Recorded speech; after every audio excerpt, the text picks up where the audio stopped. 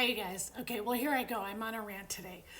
So, look, this is for the youngs, or it's for the folks my age too. Okay, look, I read the interview that Travis Kelsey did about Taylor Swift, and I think it is, I'm going to sound corny, I think it's a beautiful thing. And here's what I want to talk to you guys about.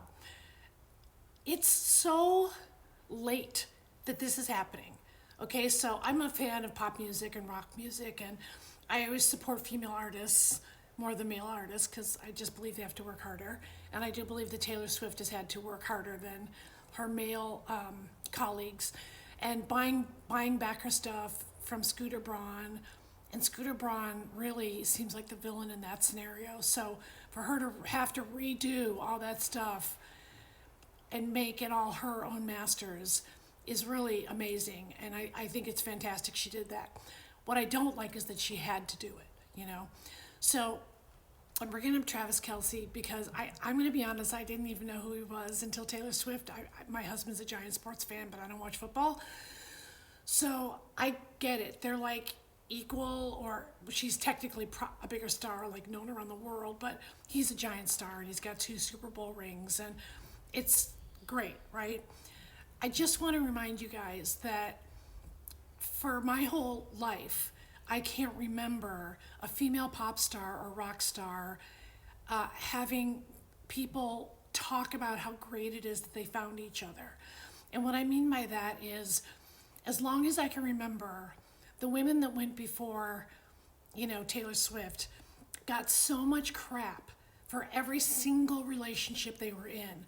I remember when Barbra Streisand married James Brolin, and he was like a hunk. Like, I know he's older now to you youngs, but like in his day, he was a hunk. And the talk was like, oh, he's stuck with Barbra Streisand. He's so gorgeous, and she's Barbra Streisand, and she's so demanding, and she's this and that. I mean, the misogyny, it was so bad. And Cher used to go out with this guy named Rob, and I believe he worked in a bagel shop, and so the press called him Bagel Boy. And they gave Cher so much crap that she found love with this younger guy who was basically a civilian, not a giant football star or pop star or anything.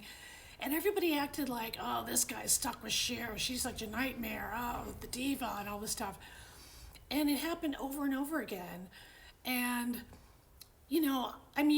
I think even about Whitney Houston, like some people actually acted like, oh, Bobby's stuck with Whitney Houston. She's so horrible. One of the greatest voices of our generation, maybe many generations. And, while we're all cheering for Trailer, or whatever their name is, Taylor and Travis, and I think it's great. And look, whatever happens between them is their business, okay? They don't owe us a relationship.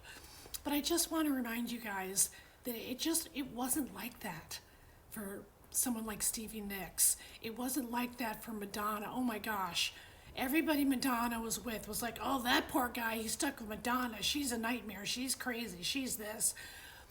And what they all have in common is that they were women bosses, and that they are all women who do their own thing, write their music, perform the music, tour the world.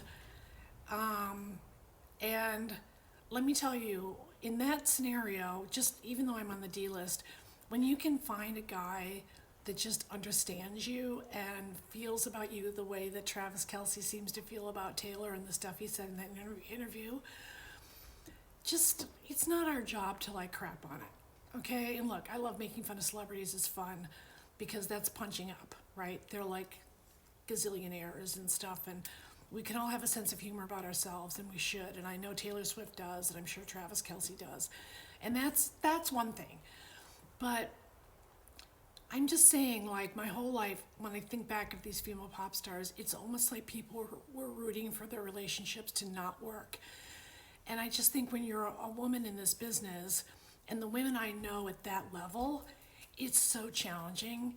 It's really difficult because there's still so many men that are writing the checks in that industry. There's still men that are the head of promotional companies and concert venues and record labels, and a lot of them are guys who are part of the, well, they're the voices really that kind of start that stuff, but it's also like average folks. So if you hear people talking about one of these great female pop artists and what a nightmare she is, or how difficult it must be for the poor guy, who's with her, just take a minute and stick up for the woman, be her advocate, and hopefully Taylor and Travis are changing things in that area because it's about time.